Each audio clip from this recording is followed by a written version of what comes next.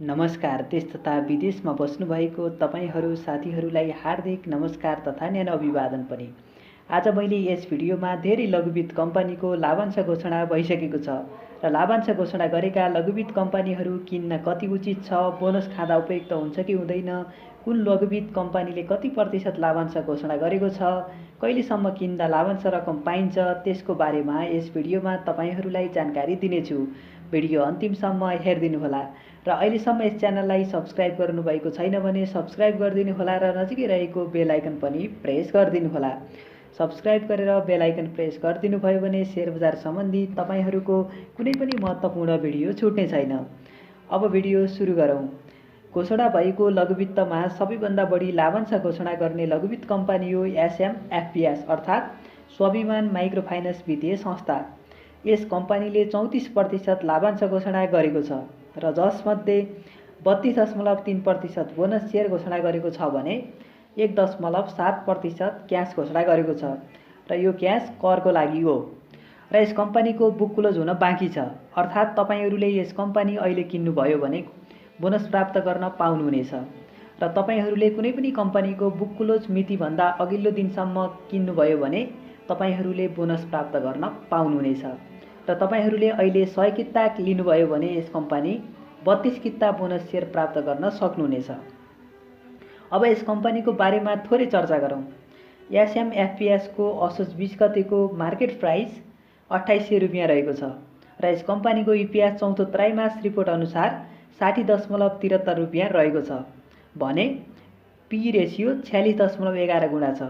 त्यसैगरी book value 172.72 रुपियाँ रहेको छ र 52 हप्तामा सबैभन्दा हाई हुँदा 3110 रुपियाँ पुगेको थियो भने लो हुँदा 940 रुपियाँ पुगेको थियो र यस कम्पनीको टोटल लिस्टेड सेयर 9,20,500 किता रहेको छ। त्यसमध्ये पब्लिक सेयर 2,95,572 किता मात्र रहेको छ भने संस्थापक सेयर 6,24,928 किता रहेको छ र यो माइक्रोको बढी मूल्य हुनु कारण कम सप्लाई पनि हो, किनभने यस कम्पनीको टोटल लिस्टेड सेयर एकदमै थोरै रहेको छ जसमध्ये पनि पब्लिक एकदमै थोरै।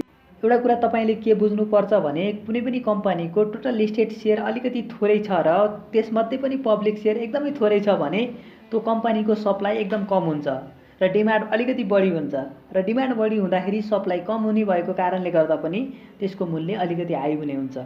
त्यसकारण पनि यस कम्पनीको मार्केट प्राइस 2800 रुपियाँ पुगेको हो भनेर तपाईहरूले बुझ्न जरुरी छ र कम्पनीको इपिएस पनि नर्मली 60 इपिएस हुनु भनेको राम्रो इपिएस हो र बुक भ्यालु पनि 172 राम्रो नै मानिन्छ र माइक्रो फाइनान्स भएको कारणले पनि तपाईहरूले यस कम्पनीको लिनुभयो भने खासै घाटा भने हुने छैन। अब दोस्रो नम्बरमा बम्पर बोनस घोषणा गरेको कम्पनी हो सबैको लघुवित्त कम्पनी। यस कम्पनीले चुक्ता पुँजीको 31.05% बोनस सेयर घोषणा गरेको छ भने कर प्रयोजन समेत गरी 1.63% नगद लाभांश घोषणा गरेको छ र कम्पनीले टोटल 32.68% लाभांश घोषणा गरेको हो। अब यस कम्पनीको बारेमा थोरै चर्चा गरौँ। असोज 20 गते यस कम्पनीको मूल्य 2084.5 रुपियाँ रहेको छ। यस कम्पनीको इपिएस 55.49 रुपियाँ रहेको छ भने यस कम्पनीको बुक भ्यालु 162.13 रुपियाँ रहेको छ 2077-78 को चौथो त्रैमास रिपोर्ट अनुसार। यस कम्पनीको चुक्ता पुँजी 20,60,27,300 रुपियाँ रहेको छ र यस कम्पनीको टोटल लिस्टेड सेयर 20,60,273 किता रहेको छ जसमध्ये प्रमोटर सेयर 13,98,513 किता रहेको छ भने पब्लिक सेयर 6,61,760 किता रहेको छ। यसमध्ये 52 हप्तामा हाई हुँदा 2183 रुपियाँ पुगेको थियो भने लो हुँदा 815 रुपियाँ पुगेको थियो र यस कम्पनीको पनि बुक क्लोज मिति तोकेको छैन। तेस्रो नम्बरमा सबैभन्दा बढी लाभांश घोषणा गर्ने कम्पनी हो ग्लोबल आइएमई लघुवित्त कम्पनी अर्थात् जिआइएलबी। यस कम्पनीले पनि आफ्नो चुक्ता पुँजीको 28% बोनस सेयर वितरण गर्ने घोषणा गरेको हो। हाल लघुवित्तको चुक्ता पुँजी 43,10,10,411 रुपियाँ रहेको छ जसमध्ये 28% बोनस सेयर पछि चुक्ता पुँजी 55,25,89,326 रुपियाँ पुग्नेछ। अब यस कम्पनीको बारेमा चर्चा गरौँ। असोज 20 गते यस कम्पनीको मूल्य 2278.10 रुपियाँ रहेको थियो।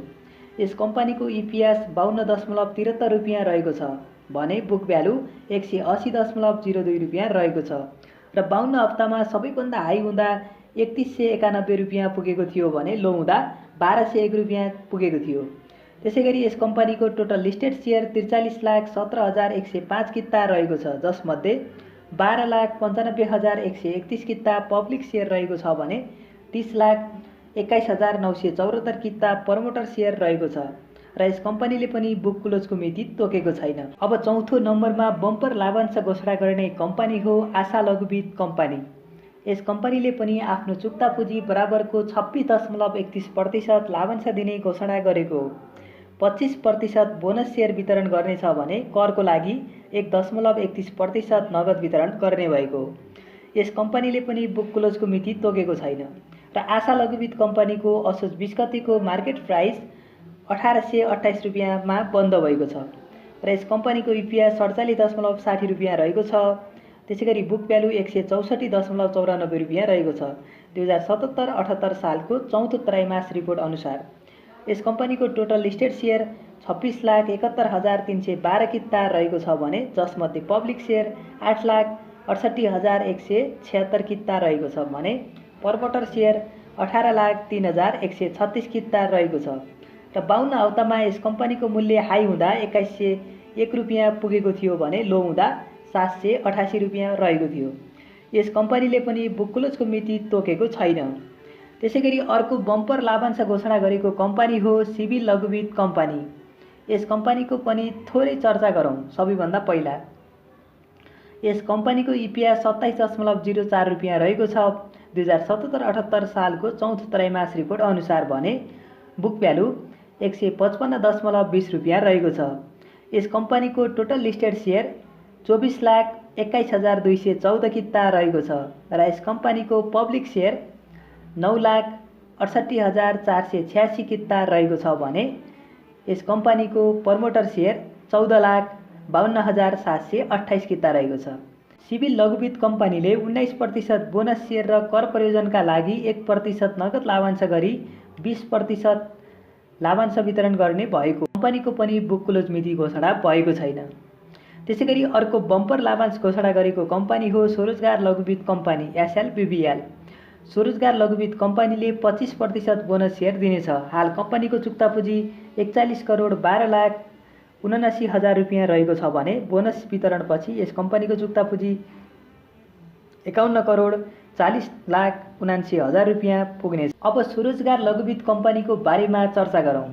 यस कम्पनीको टोटल लिस्टेड सेयर 41,12,793 किता रहेको छ भने यस कम्पनीले असोज 20 गते 1558 रुपियाँमा मार्केट प्राइस बन्द भएको छ र यस कम्पनीको इपिएस 37.52 रुपियाँ रहेको छ भने बुक भ्यालु 150.42 रुपियाँ रहेको छ 2077 साल 78 सालको चौथो त्रैमास रिपोर्ट अनुसार। यस कम्पनीको पब्लिक सेयर 20,15,268 किता रहेको छ भने प्रमोटर सेयर 20,97,525 किता रहेको छ र यस कम्पनीको पब्लिक र प्रमोटर सेयर लगभग बराबर जस्तो देखिन्छ र यस कम्पनीले 52 हप्तामा हाई हुँदा 1,685 रुपियाँ मूल्य पुगेको थियो भने लो हुँदा 830 रुपियाँ पुगेको थियो।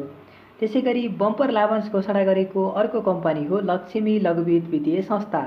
यस कम्पनीको असोज 20 गते 1895 रुपियाँमा कारोबार बन्द भएको छ र यस कम्पनीको इपिएस 60.36 रुपियाँ रहेको छ भने बुक भ्यालु 213.83 रुपियाँ रहेको छ। यस कम्पनीको इपिएस र बुक भ्यालु एकदमै राम्रो देखिन्छ र यस कम्पनीको टोटल लिस्टेड सेयर 32,450 किता रहेको छ जसमध्ये 9,60,135 किता पब्लिक सेयर रहेको छ भने 22,40,315 किता प्रमोटर सेयर रहेको छ।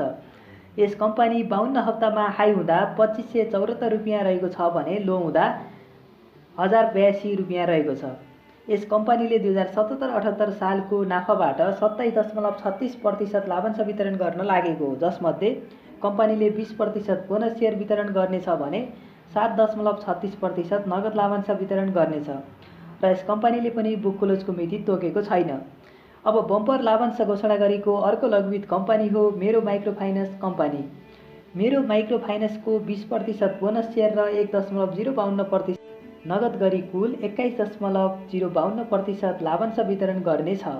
यस कम्पनीको पनि बुक क्लोजको मिति अहिलेसम्म घोषणा भएको छैन। अब अर्को बम्पर लाभांश दिने लघुवित्त कम्पनी हो गुराँस लघुवित्त कम्पनी। गुराँस लघुवित्त वित्तीय संस्था लिमिटेडले आर्थिक वर्ष 2077-78 सालको लागि लाभांश प्रस्ताव गरेको हो।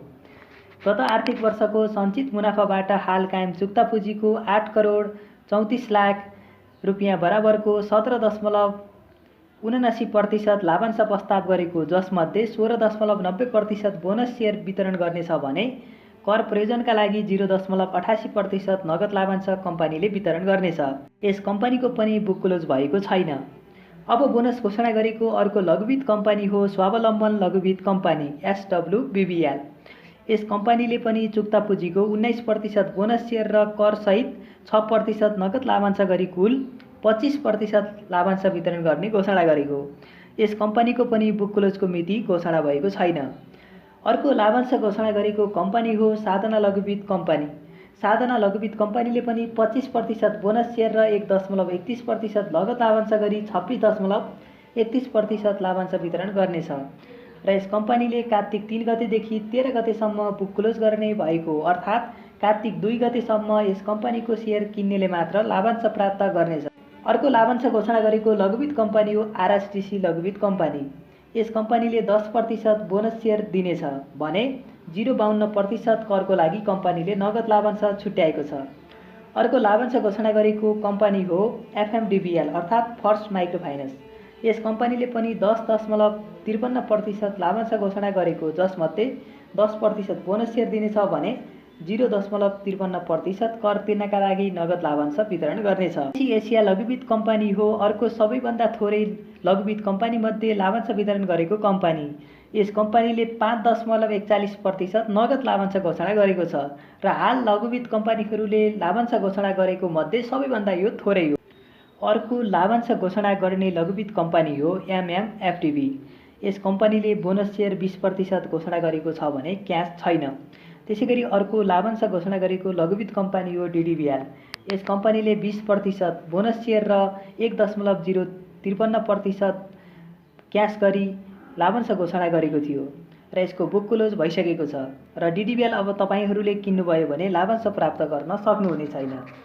नेपाली शेयर बजार सम्बन्धी तपाईहरूका केही प्रश्नहरू जिज्ञासाहरू छन् भने यही भिडियोको तलपट्टि कमेन्ट गरेर निर्धयका साथ आफ्ना प्रश्नहरू सोध्न सक्नुहुनेछ र आगामी दिनमा पनि शेयर बजार सम्बन्धी जानकारीमूलक भिडियोहरू लिएर आउने नै छु। त्यति बेलासम्मका लागि बिदा हुन चाहन्छु। तपाईहरू सम्पूर्णको जय होस्, नमस्कार।